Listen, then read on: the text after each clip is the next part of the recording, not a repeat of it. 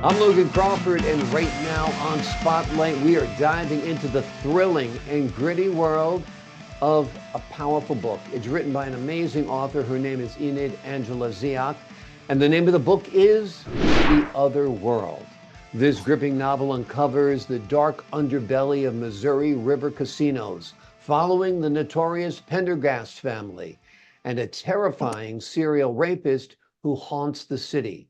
Join us right now as we explore this tale of crime, corruption, and a determined cop's race against time to bring justice to a city on the brink.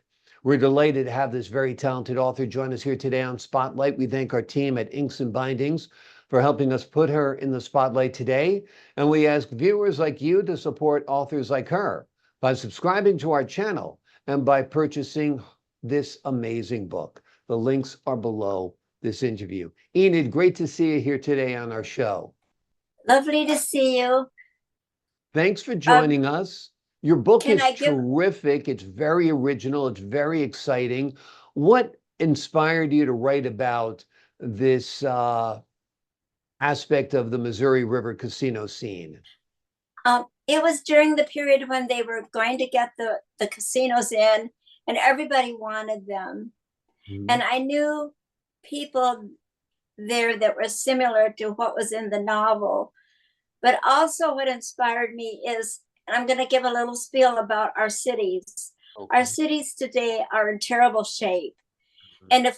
And if you love wildlife and nature, we want to keep nature. And the way we do that is we keep our cities dense and healthy. Mhm. And and I love watching videos of them rehabbing beautiful old mansions like in Hyde Park. But we also need beautiful, inspiring places for working people to live. We need that. We need Great. good, healthy cities where there's activities and wonderful restaurants and wonderful neighborhoods. And I'm not saying you can't have different ethnics, but you don't want to have just all one here and all one over here. Exactly. You want an And integrated city where it's thriving and robust and vibrant, where people are enjoying those restaurants and shops and strolling, right? we need to get our cities healthy again. Yeah, absolutely. Absolutely. So this is about an unhealthy city. There's a crime family, there's gambling, and there's a serial rapist on the loose. So you have taken these elements of fear and really woven a great story. The Pendergast family almost feels real. Is it based on a real family? Yes, that's a historical family. Weston is a beautiful historic town north of Kansas City. And it didn't grow because the river changed. The Mm, river channel changed. And Kansas City grew. gotcha. Let's give the folks an overview of your book. Tell them the story in a condensed form. Well, Ella and her husband, they're kind of bored, and he's kind of a utopian. And he wants to go to the inner city. And he's naive enough to think that he can really fix it up, really improve it. And they're just met with massive problems, the drug problem, the poverty. When they meet other white landlords, they're kind of snubbed because we're in the black area. And that's very hard to handle if you're kind of young and naive. And it's just about a lot of the people are this part of the story is based on real people. I did know a beautiful Black woman who I based Lila on, and if it was in a movie, I'd maybe have SZA be play her, and maybe Denzel Washington played Demarcus, and I just knew people similar to the characters in my book, but of course the book is fiction. Yeah. Well, this would be a terrific movie, that's for sure, because it's got so much to it. You know, the relationships that are involved, the crime that's involved, the serial rapist creates this underlying element of fear. There And was a serial rapist in the city at that time. They called him the Midtown Rapist. wow. But of course, I had to change it for the novel. Yeah. And they Yeah. called him the Royal Rapist, and that the baseball people got upset over that. Right. Right. I can imagine that. I can imagine. Now, your novel features a determined black cop who unravels corruption and deceit. Tell us a little bit about your decision to create this character and the challenges that he faces in the story. I kind of fell in love with him because he had such a beautiful, wonderful daughter who Mm, was just such a beautiful, she just glowed. Have you ever met people that just kind of glow from sure. within? Yep. And he was her daddy, so I figured she got a lot of that from him. Mhm. And he just was a good person. He loved his neighborhood, he loved his city, you You know. crafted a real hero, somebody who does good, is good, and has love for others and for the place he lives.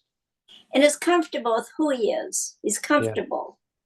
absolutely. Absolutely.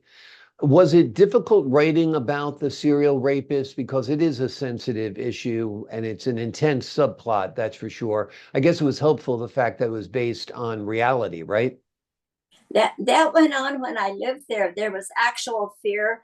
I lived in the inner city, and our buildings all had security locks and buzzers to let people in. And I would catch people putting bricks in the back entryway, and I would tell them, you can't do this because there is a serial rapist around.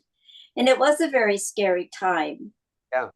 I remember New York when the son of Sam was loose. Everybody was afraid. Women with blonde hair were dyeing their hair dark. And when a unchecked criminal is out there, it does have a chilling impact on the city. That's for sure. Is there a message or theme that you hope the readers take away from reading your book? I would say we need to love one another and have I would like us to see have healthier cities, Hmm. um take care of one another, be kind to one another. um Those are great messages. Those are great themes. That's for sure. Is this your first book you've ever written? no, it isn't. I have Okay, others I'd like to publish, okay, so I'm great.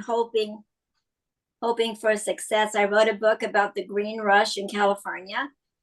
That Okay. would be the marijuana rush, and I think Mhm. that might be kind of a topic some people don't want to touch. Mhm. And I wrote a book about the disappearance of a person, a TV personality, sort of loosely based on the disappearance of Jody Huisentruit, Mhm. and I haven't been able to get that one published. So it's fiction, but you make up a story about it. Well, that sounds great. So you've written three books in total.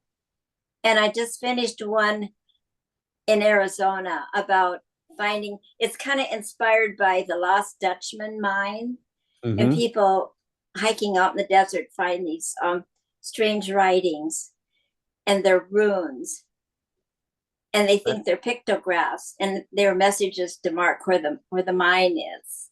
Right.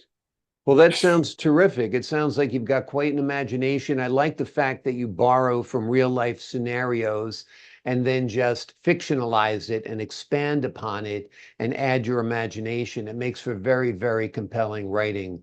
That's for sure. This My book is, favorite author is one of them is James Agee. I mhm, loved his writing, and and of course The Great Gatsby. I thought that was a great American novel. absolutely. I read The Great Gatsby pretty much every summer just because, Really, I yeah, love that book. It's just the quintessential America, and it's exactly. it's not it's it's not really really long and boring. I don't, maybe it's my ADD or something, but I don't like really long boring books. Yeah, well, every word is essential in that book. Every Yes, description is amazing. The hope of Selma, the innocence of Nick, the narrator, and the love between Daisy and Jay is amazing as well. It's a right. wonderful, That wonderful story. I kind of based Blue-Eyed Grass is my book about the green rush in California, and Hmm. it's kind of inspired by The Great Gatsby, all the people that went up there to make all the money in the Right. marijuana fields. Well, that sounds great. Well, it sounds like you're influenced by the right people, and that is certainly evidenced by your terrific work.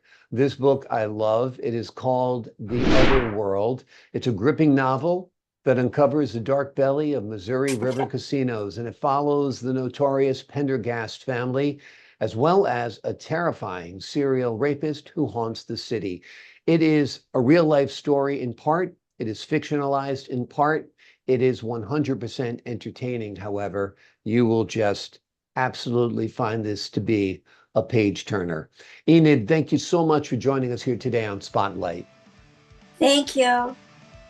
Oh, you're very welcome. I appreciate your time. To the folks at home, I'm Logan Crawford, thanking you for your time. This time At until last next we time. meet. Exactly. Thank you so much for your time.